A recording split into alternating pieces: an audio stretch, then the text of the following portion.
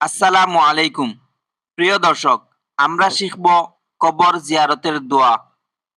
সালামুন আলাইকুম দারা কওমিম মুমিনিন ওয়া ইন্না ইনশাআল্লাহু বিকুম লাহিকুন। নাসআলুল্লাহা লানা ওয়া লাকুমুল আফিয়াহ। কবর জিয়ারতের দোয়া। সালামুন আলাইকুম দারা কাউমিম মুমিনিন ওয়া ইন্না ইনশাআল্লাহু বিকুম লাহিকুন।